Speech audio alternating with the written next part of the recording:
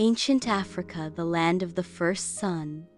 When Africa was mistress of the earth, the birth of the continent, from the womb of time.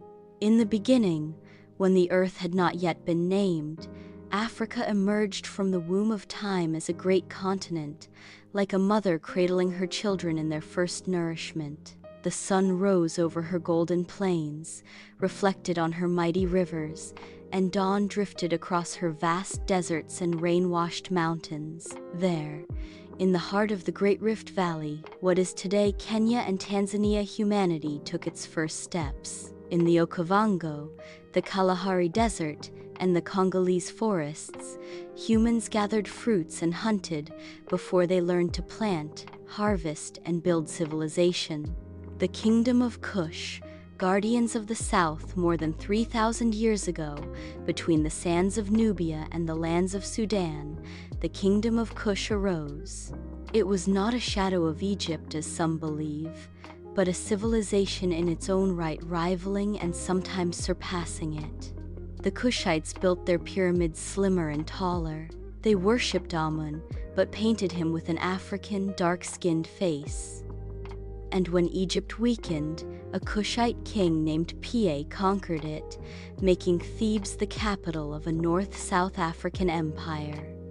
Their temples glittered with gold, their women adorned themselves with kohl and tattoos, their men rode horses and commanded armies. But in time, under the pressure of Romans and Byzantines, the kingdom receded, leaving behind ruins that whisper of greatness stolen from memory. Carthage, mistress of the seas. In the north, where Tunisia lies today, Carthage was born, founded by Phoenicians, and soon turned into legend. Her ships sailed to Spain, roamed the Mediterranean, and even rivaled mighty Rome. Hannibal, son of Africa, led his army on elephants, crossing the Alps to strike at Rome's heart. But Carthage fell after 3 wars. The Romans sowed salt into her soil, so she would never rise again. Yet she did not die. Her name endured, her pride endured, and history immortalized her as one of the greatest civilizations of the Mediterranean. The Empire of Ghana, when gold flowed from the earth. Deep in West Africa, before the lands were called Mali, Senegal, or Niger, rose the Empire of Ghana, where gold poured from the ground like rivers. Markets overflowed with ivory, salt was worth its weight in gold, and the king was called the King of Gold. Arab chroniclers wrote of them, amazed by their order and wealth. Each tribe had its attire, each city its walls.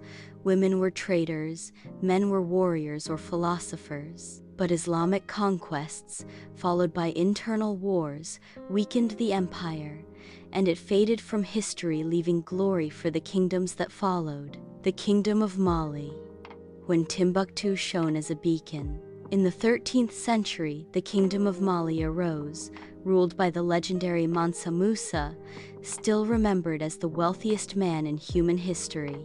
On his pilgrimage to Mecca, he traveled with thousands of pilgrims and soldiers.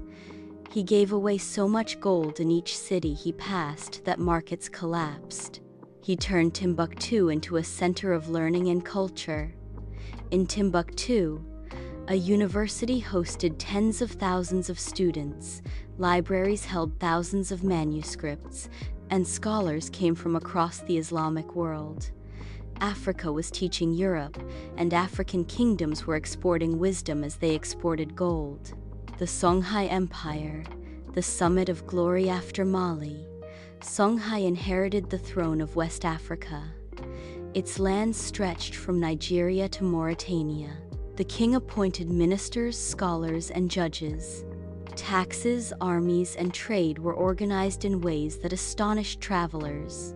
At that time, Europe was still stumbling in the darkness after Rome's fall.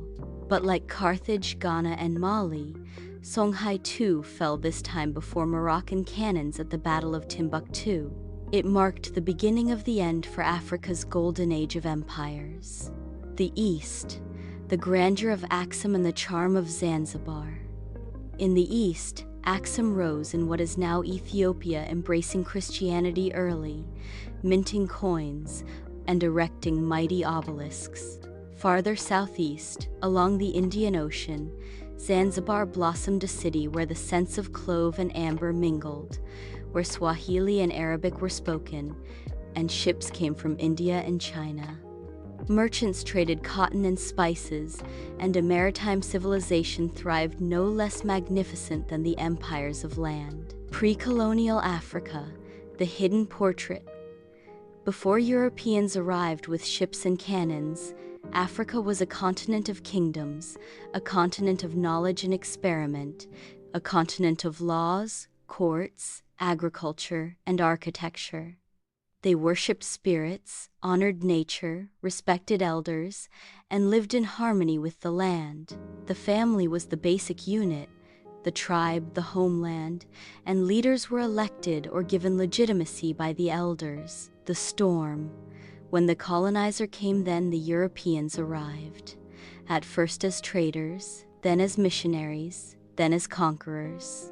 They exploited tribal wars, divided brothers, brought slavery, and plundered gold, ivory, and human lives. They carved the continent with lines on a map at the Berlin Conference of 1884. A brother found himself in one country, a cousin in another. They made the colonizers' language official, suppressed local education, and replaced true history with the history of conquest. The past awakens. Today, in the light of yesterday, Africa slowly rises again. She searches for her memory. She digs through the ruins of Timbuktu, rereads the manuscripts of Zanzibar, and restores the pyramids of Meroe. A new generation asks, why don't we study Kush in our schools? Why do we wear European suits in the continent that first wove cotton? Why do we forget our heroes but remember the names of conquerors? Ancient Africa is not a forgotten continent, but a story that was hidden. And today, it is being written anew in black ink, with African hearts, and with a dream that never dies. If you liked the video, don't forget to hit the like button and subscribe to the channel to stay updated. See you next time.